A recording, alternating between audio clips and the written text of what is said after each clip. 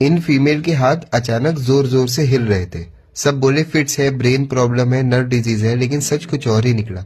जब ये हॉस्पिटल आई, हाथ में कंटिन्यूस जर्की मूवमेंट्स थे, कभी फास्ट कभी स्लो, फ्रीक्वेंसी हर वक्त बदल रही थी। सीटी भी नॉर्मल था, एमआरआई भी नॉर्मल था, ईईजी भी क्लियर था। और जैसे ही वो सो जाती थी, मूवमेंट्स पूरी तरीके से गायब हो जाते थे। ये ना कोई एपिलेप्सी थी, ना पार्किंसन, ना डिस्टोनिया। ये था कन्वर्जन डिसऑर्डर। जब इमोशनल स्ट्रेस का प्रेशर एक्सप्रेस नहीं हो पाता तो बॉडी सिम्टम्स के थ्रू रिएक्ट करती है। ये एक्टिंग नहीं होती, ये पेशेंट के कंट्रोल में भी नहीं होता। हिस्ट्री में और में पता लगा कि घर का माहौल काफी टाइम से स्ट्रेसफुल था।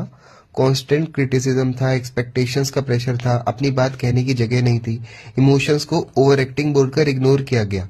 स्ट्रेस धीरे धीरे जमा होता रहा और बॉडी ने उस स्ट्रेस के मूवमेंट के फॉर्म में एक्सप्रेस कर दिया।